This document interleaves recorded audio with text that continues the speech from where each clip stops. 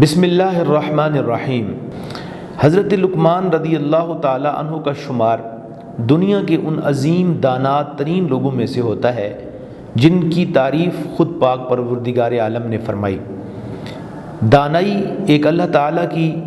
عطا ہے اور حکمت اللہ تعالیٰ کی عطا ہے، جیسا کہ رسول کریم صلی اللہ علیہ وآلہ وسلم کا ارشاد گرامی ہے، الحکمت ضالۃ المؤمن، کہ حکمت مومن کی گم گشتہ میراث ہے، اسے جہاں سے بھی ملے اسے اٹھا لینی چاہیے۔ حضرت لقمان رضی اللہ تعالی عنہ کو بھی یہ رشد، یہ حکمت خود مالک حقیقی پاک پروردگار نے عطا کی تھی۔ یہی وجہ ہے کہ ان کی نصیحتوں کا ایک وسیع ترین باب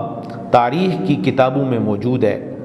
آپ نے جو نصیحتیں فرمائیں ان میں ایک بڑی خوبصورت نصیحت جو ہے، آپ فرماتے ہوئے کہتے ہیں کہ کبھی بھی اہل علم کے دامن سے نابلد نہ ہو، کبھی بھی اہل علم سے دوری اختیار نہ کرو، کبھی بھی اہل علم سے فرار اختیار نہ کرو۔ فرمایا کہ جس طریقے سے انسان بارش جب ہو رہی ہو اور اس وقت بارش کے اندر بارش کے قطروں سے بھگو نہ رہا ہو تب تک اس سے استفادہ نہیں کر سکتا، اسی طرح علماء کی مجلس میں بیٹھنے والا بھی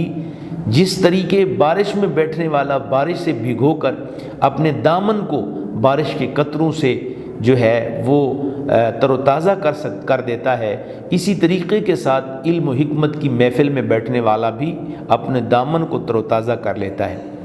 حضرت لقمان اس نصیحت میں ایک بڑی خوبصورت بات کرتے ہیں کہ جب آپ کسی بھی فقیہ کے پاس بیٹھتے ہیں، کسی بھی عالم کے پاس بیٹھتے ہیں،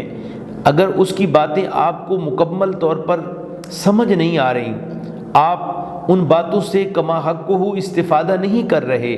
لیکن بہرحال اس حکمت اور دانائی کا اثر آپ کے دل و دماغ پہ ضرور پڑے گا۔ جس طریقے کے ساتھ حضرت شیخ سعدی رحمۃ اللہ تعالی علیہ نے بھی مثال دی ہے کہ اگر آپ عطار کی دکان کے اندر چلے جائیں گے تو جتنے لمحے آپ عطار کی دکان کے اندر بیٹھے ہوئے ہیں تو اتنی دیر تک آپ کے بدن سے اگر خوشبو نہ بھی آئے تو کم از کم آپ کا وجود خوشبو کے ماحول میں ہونے کی وجہ سے دل و دماغ ضرور معطر ہو جائے گا۔ حضور نبی کریم علیہ السلام کی احادیث مبارکہ بھی اس بات کو جو ہے وہ فیور دیتی ہیں۔ نبی کریم علیہ السلام کے فرمان سے بھی یہ چیز ثابت ہوتی ہے کہ دانا لوگوں میں بیٹھنا، علماء کے پاس بیٹھنا، فقہاء کے پاس بیٹھنا، محدثین کے پاس بیٹھنا انسان کو دانا بنا دیتا ہے۔ اگر ہم تاریخ کا مطالعہ کریں تو آج کے دور میں تو کتب سے ڈائریکٹ علم استفادہ کیا جاتا ہے، مگر کئی لوگ جن کو ہم سامع کہتے ہیں عربی میں، جنہوں نے باقاعدہ علم نہیں پڑھا مگر وہ صرف فقہاء کے پاس، علماء کے پاس علم سننے کے لیے بیٹھا کرتے تھے، علم کی سماعت کے لیے بیٹھا کرتے تھے، تو اللہ تبارک و تعالی نے ان کو علم کی دنیا سے مالا مال کر دیا۔